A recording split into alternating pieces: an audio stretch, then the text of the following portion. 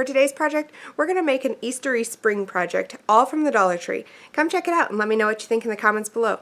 If you're not subscribed, go ahead and subscribe and check out some of my previous videos.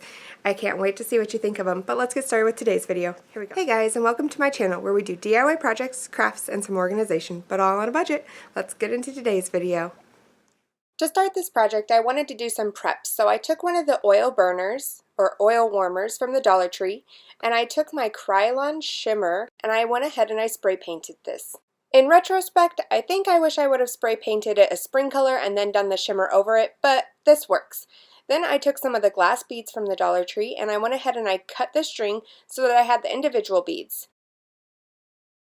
I took some black acrylic paint, craft paint, and I went ahead and I splattered it on. First I tried fanning the brush with my fingernail to get the spots to splatter on, but I wasn't liking how little the spots were and they weren't very noticeable. I could have gotten a bigger paintbrush, but I decided I would just flick the paintbrush, and this gave it a lot more detail in black. Then I broke out some of the roses that I had from the Dollar Tree. These were from around Valentine's Day, but I've seen some roses still at the Dollar Tree.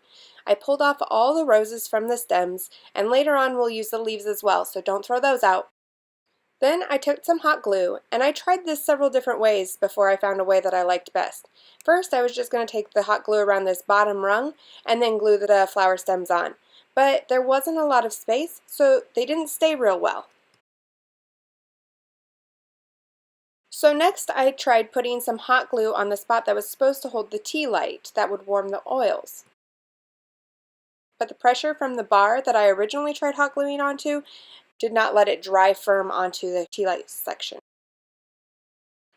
So I reverted back to doing it the same way I did it on the frames. I trimmed off the stem, I put a little hot glue dot on the bottom part of the green, and I glued it around the tea light section instead of onto the bottom part. Once all the flowers were securely glued on, I went ahead and I took the leaves and I glued it in between the roses. This way it gave it a little bit more fullness, but it also really gave it a little bit more of a spark when you looked at it with the greenery. Next, I'm going to break out the Spanish moss again, also from the Dollar Tree, and I'm going to go ahead and break a section off and mold it with my hands to make it into a nest type shape. Now this is messy, you will want something underneath you for sure.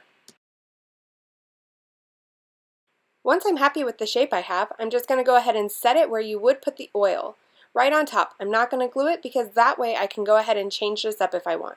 Next, I'm going to take the beads that we speckled and I'm going to put a few of them in here. I decided to go with some green and some of the cream colored ones. Make it look like a little nest filled with eggs for spring.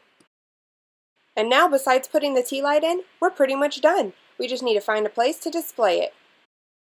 So here's a look at the final project. I really hope you guys enjoy it, and we'll try and switch it up, give it a little different look on Wednesday, if I can squeeze it in. Let me know in the comments below what you think, and I can't wait to see you guys next time. Bye-bye!